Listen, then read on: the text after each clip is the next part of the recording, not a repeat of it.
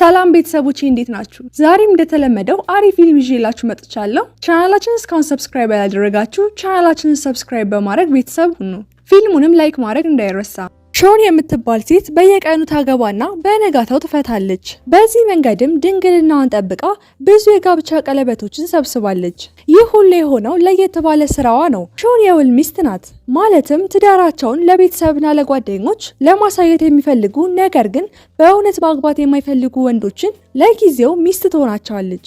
የሾን ትወና በጣም እውነተኛ ስለሚመስል ብዙ ሽማግሌዎች ልጆቻቸውን ሲያገቡ ካዩ በኋላ በሰላም አልፈዋል። በዚህ ስራ የ13 ዓመት ልምድ ያላት ሾን በጣም ብዙ የቀድሞ ባሎች ስላሏት የሆቴል ሰራተኞች ሁሉ ለይታ ያውቋታል። በዚህ ምክንያት ስራዋን አስፋፍታ ለውጭ ሀገር ደንበኞቿ አገልግሎት መስጠት ጀመረች።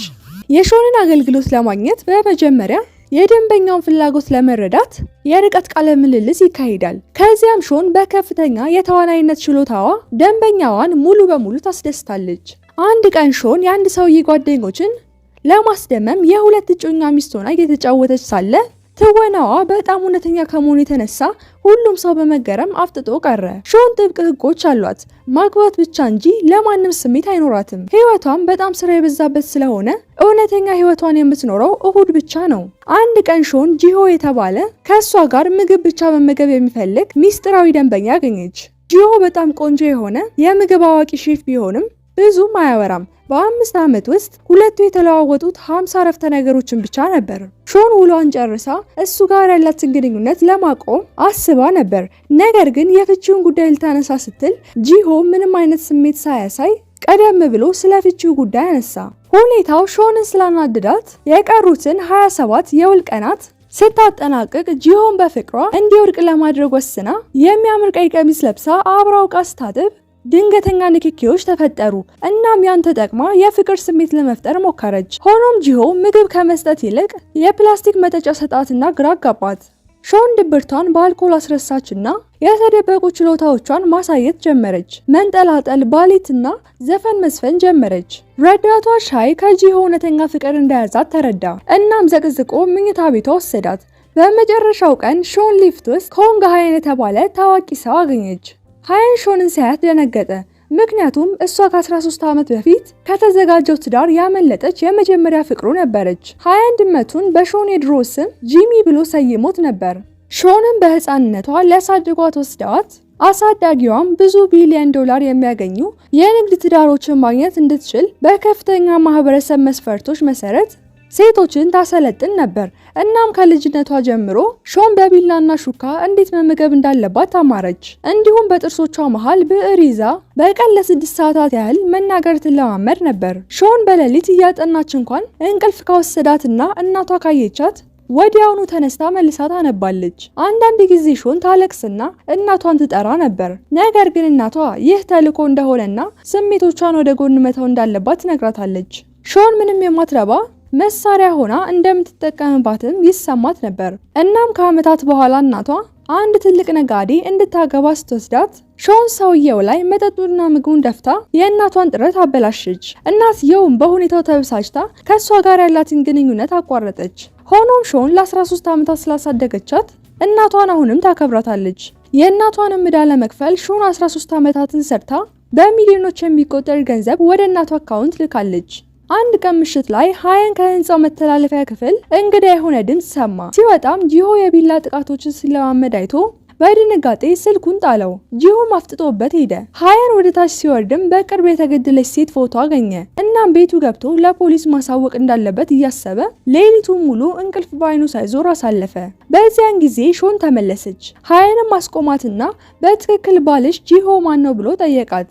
እሷም ደንግጣ እጁን አስለቀቀችው። ሾን ሃየንን ለምን እንደዚህ ብሎ እንደጠየቃት ግራ ገብቷት ሳለ ጂሆ በሩን ሲከፍተው ሃየን ሾንን ወደ ኋላ አደረጋትና ገዳይ ነህ አለው። ሾን ፈራች። ሆኖም ጂሆ ዳኛ እንደሆነና ከፍቺ ጉዳይ ጋር በተገናኘ የወንጀል ቦታን ለመፍጠር ቢላዋ እንቅስቃሴዎችን እየተለማመደ እንደሆነ ነገራቸው። ሾን ተረዳችውና በጂሆ ትጋት ተደነቀች። ጂሆ ሾን የውል ጋብቻቸውን እንደጨረሰች ጡረታ ወጥታ ወደ ውጭ ሀገር ለመኖር ማቀዷን ሲያውቅ ሾን እየተወችው እንደሆነ በማሰብ ጂሆ ራሱ የፍቺ ጉዳይ አነሳ። ሾን አዘነች። ነገር ግን የፍቺ ስምምነት አዘጋጅታ በሚቀጥለው ቀን ለጂሆ ለመስጠት ወሰነች። ሾን ከአፓርትመንቷ እንደወጣች ጥቁር ልብስ የለበሰ ሰው ረጅም የሆነ ቢላ ይዞ አስቆማት። እናም ሰውየው ቀደም ሲል አግብታ ከፈታቻቸው 99 ባሎቿ አንዱ ነበር። ሾን ረግጣ ጥላው ልትሄድ ስትል መጥቶ ጣላት። በዚህ ጊዜ ሃያን ደረሰና ወንጀለኛውን በአንድ ምት ዘረረው። ከዚያም ወደ ቤቱ ይዟት ሄደ። ጂሆ ሾን በሃያን ቤት እያደረች እንደሆነ ሲያውቅ ቀና። እናም የፍቺውን ወረቀት አዘጋጅቶ ለሾን ሊሰጣት ሲሄድ ሊፍት ውስጥ ተገናኙ። እናም ደስ የሚል ስሜት ስለተፈጠረ መጀመሪያ ቡና ለመጠጣት ሄዱ። ነገር ግን በዙሪያቸው ያሉትን ጥንዶች ሲያዩ ምቾት አልተሰማቸውም። ከዚያም እራት ለመብላት ሄዱ። እዚያም እንደደረሱ ጂሆ ሾን ቅመም የበዛበት ምግብ እንደማትወድ አስታወሰ።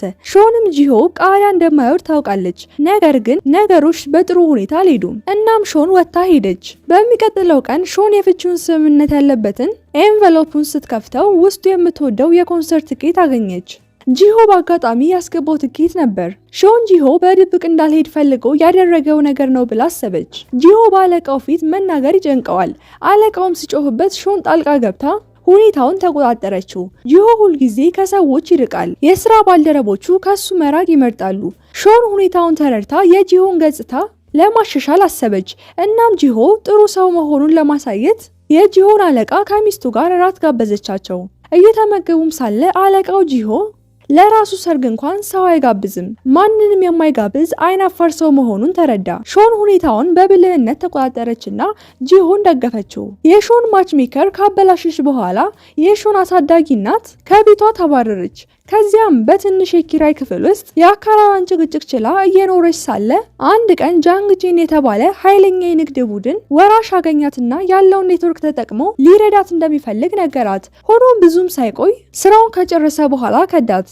ከዛም በ75 ሚሊዮን ዶላር ማጭበርበር ተከሳ ታሰረች። ሾን ይህን ስትሰማ አሳዳጊ እናቷን ከስር ለማስለቀቅ የነበራትን ገንዘብ በሙሉ ሰጠች። ከዚያም ለረዳቷ ጂዮን ተልእኮዋ ስላልተጠናቀቀ ወደ ካናዳ እንደማትሄድ ነገረችው። ይህ በእንዲህ እንዳለ ታዋቂው ሃየን ግብረ ሰዶማዊ ነው የሚሉ ወሬዎች እየተናፈሱበት ስለነበር ቤተሰቦቹ ወሬውን ለማስቆም የሀብታም ልጅ እንዲያገባ አስገደዱት። ሆኖም ሃየን ሾንን የሐሰት ሚስቱ እንድትሆን ጥያቄ አቀረበላት። ሾን መጀመሪያ ላይ እምቢ ብትልም ሃየን እናቱን ለመጠበቅ ሲል የሚያደርገው ነገር እንደሆነ ሲነግራት ልትረዳው ተስማማች። ከዚያም ሃየን ለሾን የባይስክል ቁልፍ ሰጣትና ከጋዜጠኞች እንድታመልጥ አደረጋት። ሾንም ሳትታይ እቤት ገባች። ዋና ዓላማዋም በዛው ጂሆን ማስቀናት ነበር። ጂሆ ሾንና ሃየንን በቲቪ እንደ ጥንድ ሲያይ ልቡ ተሰበረ።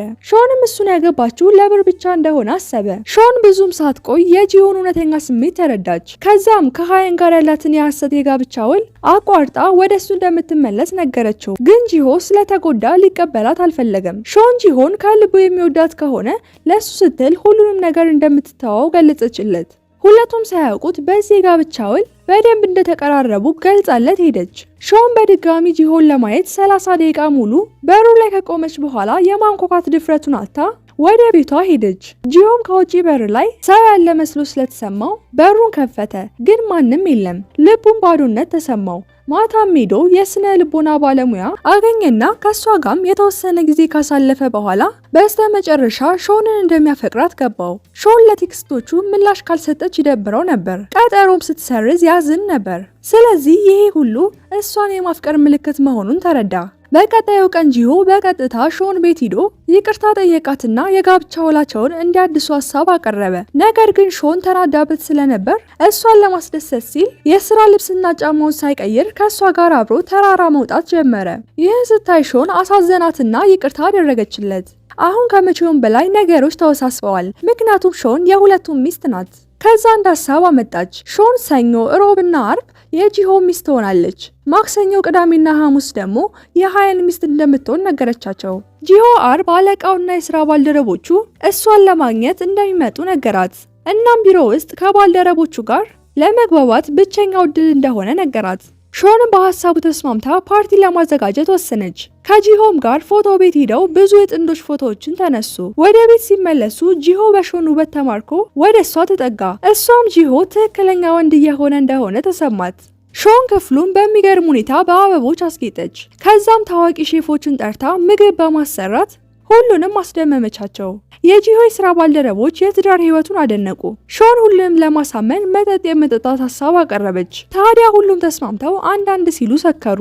ጨዋታም መጫወት ጀመሩ። የስራ ባልደረቦቹም ጂሆና ሾን እንዲሳሳሙ ሀሳብ አቀረቡ። ጂሆ በተቻለው መጠን ለማዘናጋት ሞከረ። ሾንም ተበሳጭታ የጂሆን አገጭ ይዛ በኃይል ሳመችው። ጂሆም ደንግጦ ቀረ።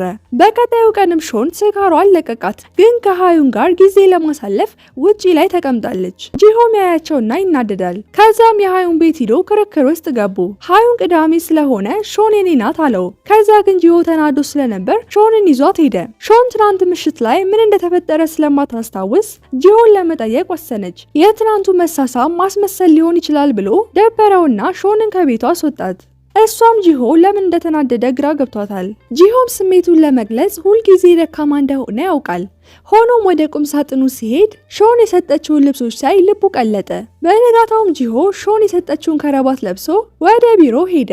የስራ ባልደረቦቹም አሞካሹት። ጂሆም ድጋሚ ራሱን መቆጣጠር አቃተው። በሌላ በኩል ሃያን ለሾን ስላለው ስሜት እርግጠኛ ስላልነበር ከሾን ጋር ሶሻል ሚዲያ ላይ ያለውን ፎቶ እያየን ለማሰብ ሞከረ። በመጨረሻም ከሾን ጋር የፈረስ ግልቢያ ቦታ ሄዱ። ሾን የብዙ ታለንት ባለቤት ስለነበረች ለሷ በጣም ተራ ነገር ነበር። ሃያንም ከሾን ጋር ጊዜ ለማሳለፍ ብሎ አሰልጣኙን እንዲሄድ ነገረው። ከዛም ሃያን የአሰልጣኙ እግር በፈረስ ስለተጎዳ እሱ ራሱ እንደሚያስተምራት ነገራት።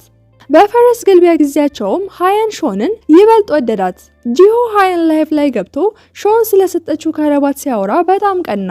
ከዛም ማታ ላይ ሾንን ቤቱ ጠራት። ሾን ወይኑን ቀዳችና ሙሉን አትጠጣ፣ ቀስ እያልን እንጠጣ አለችው። ጂሆ ግን ቅናቱ ስላልወጣለት ባንዴ ግጥም አድርጎ ጨረሰው። ከዚያም ሰክሮ ከወንበሩ ወደቀ። ሾን እየቀለደ መስሏት ተጠግታ አየችው። ከዚያም ቀስ እያለች የአይኖቹን ሽፋሽፍት መንካት ጀመረች። በዚህ ጊዜ ጂሆን ለመሳም ተጠጋች። ወዲያውኑ እራሷን ለማራቅ ስትሞክር ጂሆ ጇን ያዛትና እውነተኛ ስሜቱን ገለጸላት። ሾንም በመጨረሻ ጂሆ ከልቡ እንደሚወዳት ተረዳች። ከቤት ወጥታም በዝናብ ደስ እያላት ሄደች። ጂሆ ሾንን ያለቃው ሚስት ወዳዘጋጀችው ዝግጅት ወሰዳት። ጂሆም ሁሉንም ለመማረክ ብሎ ኳሱን ሲመታው ያሰበው ርቀት ሳይሄድ ቀረ። ሴቶቹም ሳቁበት። ጂሆ ግን ደስ ብሎት እሷን መንከባከብ ጀመረ። እግሯን ጨርቅ ከማልበስ አንስቶ እንዳትወድቅ እስከ መደገፍ ድረስ ሄደ። ሾንም በጂሆ ድርጊት መገረም ጀመረች። የሃያን እናት ልጇ በሴት ምክንያት የቤተሰቡን ንግድ ችላ ማለቷን ናዷት ሾንን ከሱ ሕይወት እንደምታወጣት ነገረችው። እሱም ሾንን ለመጠበቅ ሲል መራቅ ጀመረ። እቃዎቹንም ጠቅልሎ ሆቴል ገባ። ሾን ምን እንደተፈጠረ ግራ ስለገባት አንድ ቀን ሲያመው አይታ ወደ ሆቴል ወስዳ ተንከባከበችው። ትንሽ ብቻ ቆይታ ልትመለስ ያሰበችው ሾን አድራ ጠዋት ከሆቴሉ ወጣች። ስልኳንም ስትከፍት የዕለቱ ሰበር ዜና ታዋቂው ሃያን ከሴት ጓደኛው ጋር ሆቴል አደረ የሚል ነበር። ከዛም ፎቶ ላይ ያለችው እራሷ መሆኗን ስታይ ደንግጣ ለጂሆ ደወለችና የተፈጠረውን አስረዳችው። ጂሆ ምንም ቃል ሳይናገር እሷን ለመውሰድ መጣ። ሆቴል ውስጥም የሃዩን አማካሪ ከሃዩን ጋር ሲያወሩ ተመለከተ። አማካሪዋ የጂሆ የቀድሞ ሚስቱ ነበረች። የጂሆ የቀድሞ ሚስት ለሰላምታ እጇን ዘረጋች። ነገር ግን ጂሆ ምንም ሳይል የሾንን እጅ ይዞ ወጣ። መኪና ውስጥም ሆነው የተፈጠረውን ነገራት።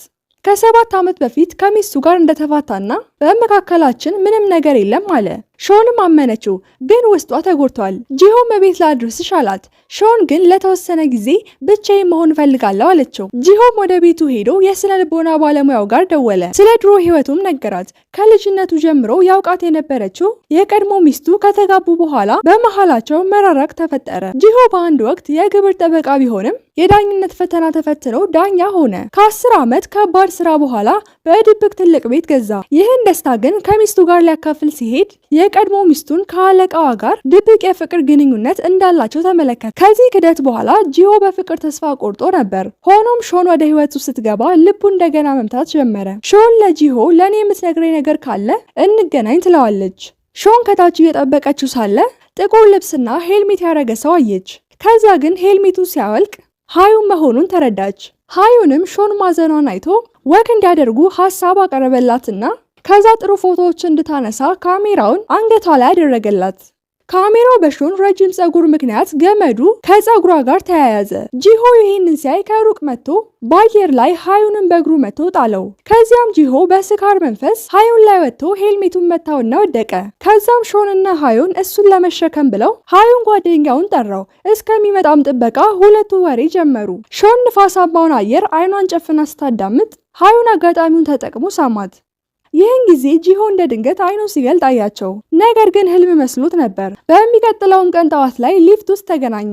ጂሆም ሃዩንን ሾንን እንዳትረብሻት አለው። ነገር ግን ሃዩን በድፍረት ትናንት ማታ ሁለታችንም ስሜታችንን ገልጸናል አለው። ይህንን ሲሰማ ጂሆ ተናዶ ዞር ሲል የድሮ ሚስቱን ሊፍት ውስጥ ያያታል። የድሮ ሚስቱም ጂሆ ከሾን ጋር በተመሳሳይ ህንፃ ውስጥ እንደሚኖር ስታውቅ ከሾን ጋር እንደሚኖር አሰበችና ለምን እሷን እንደመረጠ ጠየቀችው። ጂሆ ይህን ቤት ከገዛ 5 ዓመት እንደሆነው ነገራት። ሾን ጥግ ላይ ተደብቃ እያዳመጠች ነበር። መጀመሪያ ደስታ ቢሰማትም ከዛ ግን በጂሆ ቃላት ልቧ ተሰበረ። ጂሆ ሾን ብዙ ጊዜ እንደተፋታችና ማግባት ስራዋ እንደሆነ ነገራት። ጨመር አድርጎም እንደኔ ሴቶችን ለማይረዳ ሰው በጣም ተስማማለች አላት። ሾንም ባልተገባ መንገድ እንደማያት አሰበች። ምሽት ላይ ሆን ብላ ጂሆ መኪና ፊት ቆመች። ከዛ ግን ጂሆ ይቅርታ ከመጠየቅ ይልቅ ተጠያቂነቱን ወደ እሷ በማዞር ትናንት ማታ ለምን ሃየንን እንደሳመችው ጠየቃት። ሾን ይህን ስትሰማ የበለጠ ተናደደች። ልትጮህበት ስትል ግን ጂሆ ሳማት። በዚህን ጊዜ ሁለቱም በመጨረሻ እውነተኛ ስሜታቸውን ተቀብለው ፍቅረኛሞች ሆኑ። ምሽት ላይ እቤት ከገቡ በኋላ ጂሆ በሰላም መግባቷን ሾን ደውሎ ጠየቀ። ጂሆ ምንም የፍቅር ወሬ ማውራት ስለማይችልበት ስልኩን ዘግታ ቶሎ እንድተኛ ነገራት። ይህ በእንዲህ እንዳለ ራሱን የፍቅር ጌታ አድርጎ የሚያስበው ሃየን ሾን ፍቅሩን ሳትቀበለው ሳይሆን የአይን አፋርነት ስሜት ተሰምቷት ነው በማለት እያሰበ ነበር። ሾን ግን ከጂሆ ጋር ለመቀጠል ስለወሰነች ለሃየን ከጂሆ ጋር ያላትን ግንኙነት በግልጽ ነገረች። የሁለቱም መሳሳምም ስህተት ብቻ እንደነበር ገለጸችለት። ሃየን የሰማው ነገር አስደንግጦታል። ከዚያም በሁለቱ ያለውን የስራ ግንኙነት እንደሚያበላሸው ነገራት። እሷም የስራና የግል ህይወቷን ለየብቻ የምትመራ ሰው እንደሆነች ነገረችው። ሲቀጥል ውላችንም በቅርቡ ያበቃል አለች። ሃየን ውሉን ለረጅም ጊዜ ለማደስ እንደሚፈልግ ነገራት። ሾን ግን አይሆንም አለችው። ምክንያቱም ከዚህ በኋላ ህይወቷን በነፃ ነው መኖር የምትፈልገው። ከማንኛውም የጋብቻ ውል ራሷን ማራቅና ለራሷ መኖርን ስለምትፈልግ ሀሳቡ እንደማትቀበለው ነገረችው። ሃየን ይህንን ሲሰማ አዘነ። ከብዙ ውጣ ውረድና ችግር በኋላ ጂሆ ሾንን በጓደኞቹና በስራ ባልደረቦቹ ፊት አገባት። ፊልሙ እዚህ ላይ አለቀ። ፊልሙ የተመቻችሁ ቻናላችንን ሰብስክራይብ፣ ፊልሙን ላይክ እንዲሁም ደግሞ ለሌሎች እንዲደርስ ሼር ማድረጋችሁን አትርሱ። ሀሳብና አስተያየት ካላችሁ ደግሞ ኮሜንት ላይ አስቀምጡልኝ። በሌላ ፊልም እስከምንገናኝ ድረስ ቻው ቻው።